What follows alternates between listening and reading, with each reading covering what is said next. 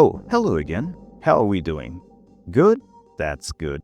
Anyway, it's time for another mod review, and this time I'll be looking into another popular mod that was requested by a viewer on this channel.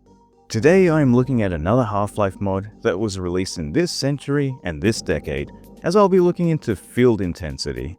Dubbed by many as Opposing Force 2, this one takes place alongside both Half-Life and Opposing Force, as well as hints of Decay and Blue Shift, and you might see a familiar mask at some point as well. Speaking of, this mod has a lot of cool Easter eggs and throwbacks, and just in case of spoilers, I will notify them well in advance later in this video. You have been warned. Originally, this mod went under the working title, Soldier's Adventures. It was later changed to Field Intensity.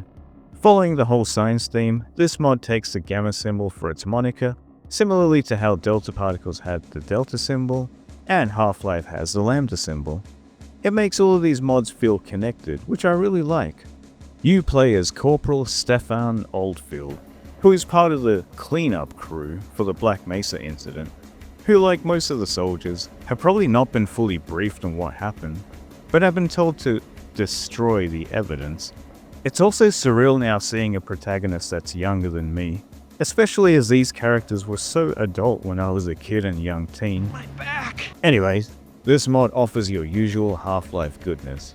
That is action-packed gunplay against humans and aliens, puzzle solving, and aesthetics. Seriously, these Half-Life mods have some of the nicest environmental designs that I've seen.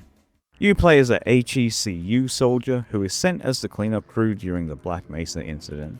And along the way, you are contacted via radio from your buddy, who keeps you posted on the current situation, as well as progressing the narrative in the story, and giving out useful hints. The story progresses as you make your way through the rundown facility, teaming up with fellow soldiers, learning of some crazy crowbar-wielding nerd, and literally surviving Black Mesa, and hoping to exfiltrate before the New Mexico desert turns into glass. Playing most like Opposing Force, you get to fight both the aliens from Zen and from Race X, as well as fighting the Black Ops, and some other surprises. It's also nice to sometimes see the enemies fighting each other, so you can sit and watch and not be targeted for a change, like a French person who is suddenly defended by Europeans once Americans join the chat.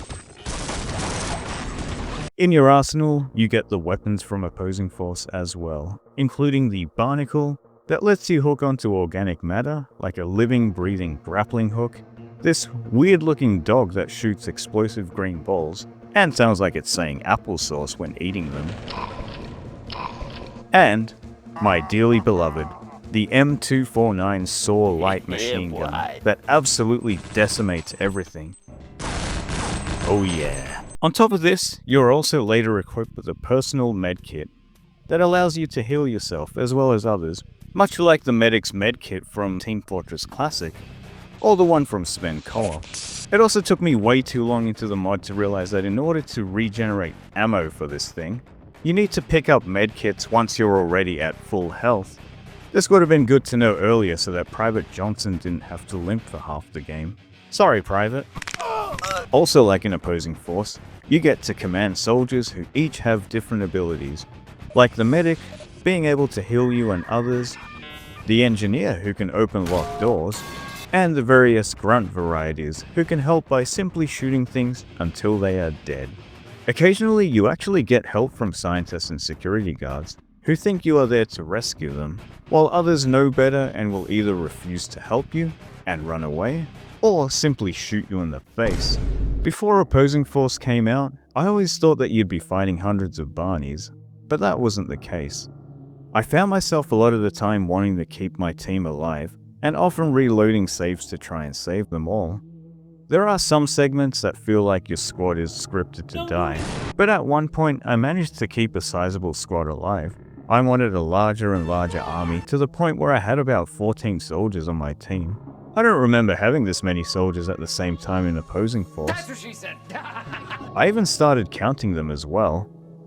Okay, 7, 8... Where's 9? What are you doing here? Get back to the squad. Right away, sir. I bet you could get lost in this place really easy. I'll bet. Have you seen any other soldiers from my Yep, here he is.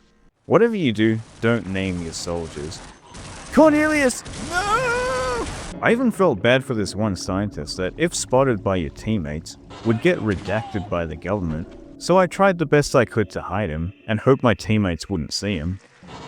What are you doing? What are you doing? Nothing. Me?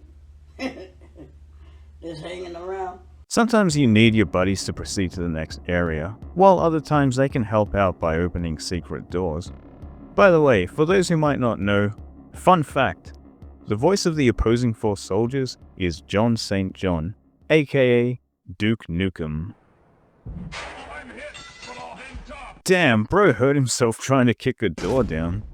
It's like me when I pull a muscle trying to reach for something from my chair. My back! As mentioned before, while this mod most resembles opposing force, it feels fresh and unique enough to stand out on its own. And I love when mods do that. Now, before I go into an overview and conclusion of what I thought about field intensity, I'm going to mention my favorite things about it, and personal nitpicks, like I did in my Delta Particles video. And as mentioned before, the spoiler section will be announced in advance, so no need to go for your mouse, phone, or remote just yet. We know strangers to laugh. You know the rules, and so do I. Easily one of my favorite things about this mod was the level design, and the level layout. A lot of the times you would enter a new area, sprawling with different doors, levels, and rooms, and in a lot of mods, or even games in general, sometimes the rooms that you see that are seemingly inaccessible are there just for decoration.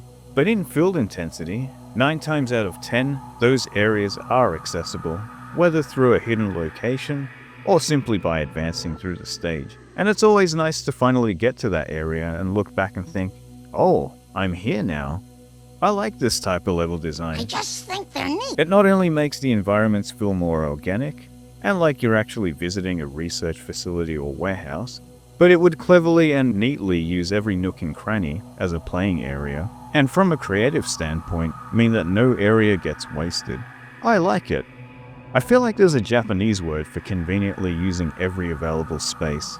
Well, according to Google and AI, there seems to be quite a few, but take this information with a grain of salt. The environments and set pieces also look spectacular as well. After finishing this mod, I checked out a playthrough online from a few years ago, just to compare it, and I noticed that the overall environment design has been improved tenfold since then. Containing inspection teams to advanced biological research laboratory. Now let's talk about nitpicks, and to be honest, there isn't really a lot to talk about, because I feel like overall this mod has great pacing and great set pieces. Just when you think an area overstays its welcome, it then moves on to the next area and the next challenge. Although I did feel like there were maybe a few instances of cheap enemy placements in combat arenas, but there was so few and far between that it's almost not worth mentioning. I will say, however, that if you're thinking of playing this mod, don't do what I did and choose hard, when normal is perfectly fine. On hard, enemies become more like bullet sponges, and it definitely feels so in the later stages. It was no issue when you had a squad with you, but you could definitely feel it in the solo areas, like in Zen. So far with these mods, the Zen segments always seem to be my least favorite, but I will say that so far they have surpassed the Zen levels from the original Half-Life, and feel very creative, so that's a good thing. There's only one other nitpick, but it falls into the aforementioned spoiler category, which, speaking of, we have now arrived at the spoiler segment of the video, so if you don't wish to be spoiled, like a rich kid or a vegetable, then click onto the next chapter, or skip to this timestamp. You have been warned again. First of all, as seen in some other mods, some of the cut creatures make an appearance in this mod, except this time you actually have to fight them. One of the cut enemies that you see is this big fella called Kingpin, who uses psionic energy attacks as well as being able to teleport. I love how it's first introduced, hearing its horrific growls after the sound of gunfire from your fellow soldiers falls silent, making you wonder what this creature could actually be, that it took out an entire squad. This enemy serves as a form of boss fight, and while not too difficult, is a little bit bullet spongy. Another enemy that we get to see briefly is the Panther Eye, which made its debut appearance all the way back in the Half-Life Alpha. We don't get to fight this creature in this mod, but its foreboding presence was great to see. Finally, we have these cut enemies known as flocking floaters, or flocking bloaters, who are really flocking annoying. Thankfully, they only show up a few times, but I finally found a flying enemy that was more annoying than these assholes. In all seriousness though, it was fun to see new enemies in this mod, and finally seeing the cut enemies brought to life. I'm sure they exist in some other mods, but this was honestly the first time I fought them.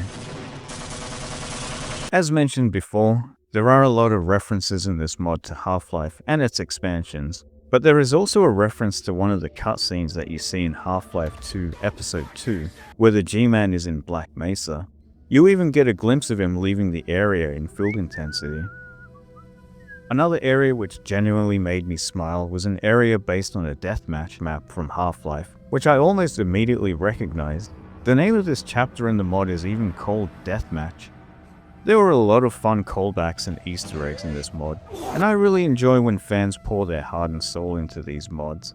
Sometimes callbacks can feel a little ham-fisted, but they genuinely surprise me in this mod. I'm not going to spoil the ending, however, because I really want you guys to play and check this out. These ladies are crazy. So, with all that in mind, what do I think about this mod? And is it worth a playthrough, whether you're a big Half-Life fan or not? If you're a big fan of Half-Life, this is without a doubt a resounding yes. This mod is easily a solid 9 out of 10, and brings new life to this game that is old enough that it has been able to legally drink for years now. But if you're new to Half-Life and still want to check it out, then I can still very much recommend this mod. Just remember to play it on normal or easy, and save often. I've been playing Half-Life since it came out, but I can admit that I'm sometimes pretty dogshit at the game, or games in general, so there's nothing wrong with save scumming. In fact, it's in the Half-Life Bible, I think. It probably is. Anyways, like Delta Particles, Field Intensity is a fantastic modern Half-Life mod that is more than worthy of a play. It's not on Steam yet, but it is currently on ModDB and has received multiple updates, as is evident from some of the playthroughs from a few years ago. The mod is easy to install, as instructions are found on ModDB on how to install them. Or you can check out my first mod video, which should hopefully be visible right now in the top right corner. Just stay where you are, link. No, not you, the video link, which has a little guide on how to install the mods and some troubleshooting. So, with that said, I definitely recommend playing Field Intensity. Thank you so much for watching. What are some Half-Life mods that you guys recommend? A lot of the mods take place in the Half-Life universe, but what are some cool mods that don't take place in the Half-Life universe? Let me know in the comments. Be sure to hit like if you like this video, or subscribe. It'll make Chumtoad most happy. Thank you again, and I'll see you all next time. Never gonna give you up, never gonna let you down, never gonna round around, desert you, never gonna make you cry, never gonna say goodbye.